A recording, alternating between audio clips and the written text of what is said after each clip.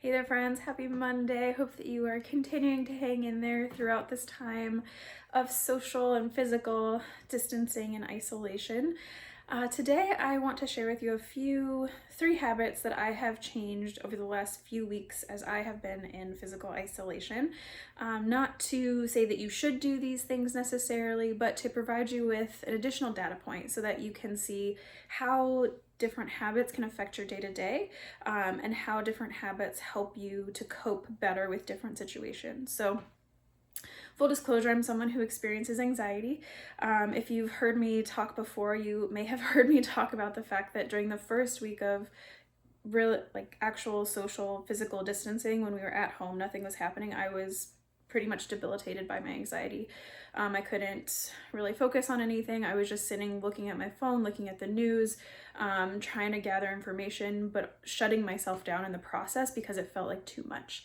I was terrified for my mom's health, terrified for my stepkids' health, just completely and utterly a mess. And it was an interesting time because my husband had never seen me that way. He's never seen me shut down and so in my anxiety. And so for us, it was a learning experience for sure to be together throughout that. But also I share that to let you know that I get it. I have experienced the worst of the anxiety, and then some days still it comes up and it happens. And so this isn't a one and done process. This is a day-to-day process, and every day is different, right? I've talked to so many people and they're like, well, it's really weird because usually there's a routine. I know this is how my day goes. I can pretty much anticipate how my moods are gonna be when, and now it seems like everything should be the same. Like I'm at home, nothing is changing, but every day is different. It's never the same twice. And I'm having these emotions come up that maybe don't really make sense. And I'm confused about why I'm having all these emotions. So the first habit that I changed intentionally is meditation. And meditation is something that I've done off and on for years. And thanks to Kyle Cease, who does a program called Evolving Out Loud. KyleCease.com is his website. And if you're interested in learning a new way to approach spirituality and personal growth and whatnot, he's a great resource. So I encourage you to check that out if you're into that kind of thing. But he talks about his journey of doing 2-hour meditations a day and then posting a video after. And this process of getting in touch with himself and the wider universe or source or God, whatever you call it, beyond that. And then that opening up the way to have clarity of mind and thought to let source move through him and speak through him. And that being a very transformative process. And so I took that on. And so not every day, but most days I do meditate upwards of 2 hours. And it's been interesting to see that, one, how much I fall asleep when I'm in the process of doing this, and two, how restless and fidgety I am. I'm just like, I can't do this. This is ridiculous. I feel like I shouldn't be doing it. Like I should be doing something more productive. And it's been a wild time, to be honest. I've had some interesting visualization things happen.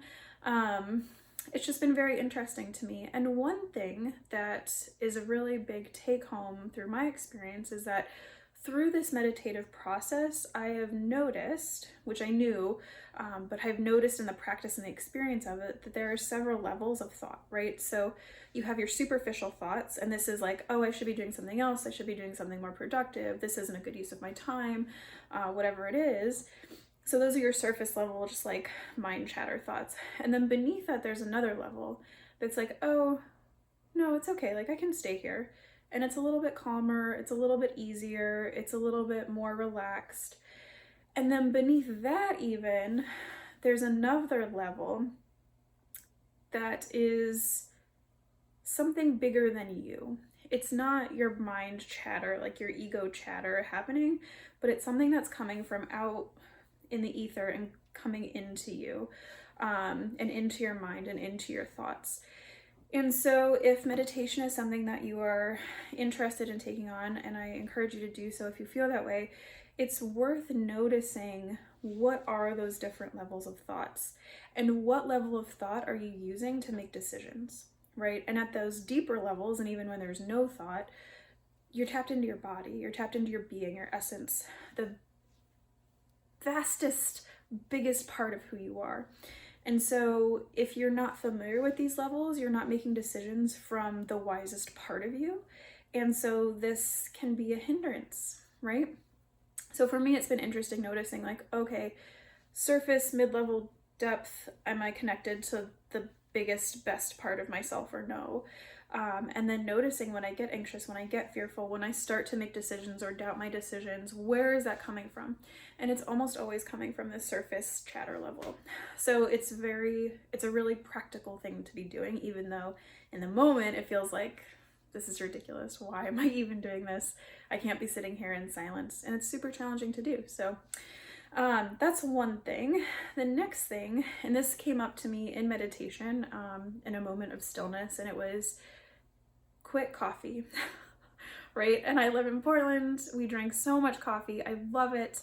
And also it came to me and I was like, nope, I need to stop drinking coffee. And so I did last Monday. Last Monday was my last cup. And I was halfway through my cup of coffee as this thought came up and I was like, oh, well, I guess I'll give this to Martin. It's like, I'm not drinking this anymore. So I stopped. And what that has done has been also really interesting. So I can get into caffeine and coffee and all that in another video, but for me, what it's meant is that my sleep is better, my anxiety is better, and my heart rate is lower. So my heart rate has been fast for years, like the numbers don't matter, I guess, but it's been in like the upper range of normal / outside of quote normal. And it's been that way pretty regularly for a really long time. And now what I'm finding since I've quit coffee is that my heart rate has come down. And there's a two-way relationship, right, between your mind and your emotions and your body. And so you can go top down, you can do self-talk and work with your brain and your mind and your thoughts and have that affect your body, and you can go from the bottom up. So that means affecting your,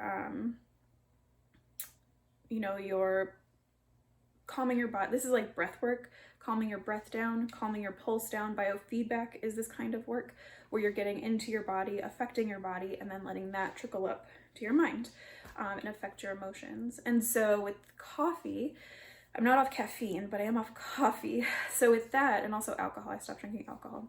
And so who knows what is doing what. And also my pulse coming down, my heart rate decreasing, my brain isn't getting the signal like, oh, we need to be up and out and going. My brain is like, oh no, the body's fine, we're good. There's nothing to worry about. So my sleep anxiety is gone, right? And then also because caffeine influences that cortisol rhythm, there's a daily cortisol rhythm that happens, and caffeine works in that sphere, not only, but also. And so my day-to-day rhythms are coming back into balance. So I'm sleeping more easily, I'm waking up more easily at normal times, and all of this contributes to feeling more easy and restful, right? So I think I said I was going to talk about 3 things initially, but I'm almost out of time. So those will just be the 2 things I'll share with you today.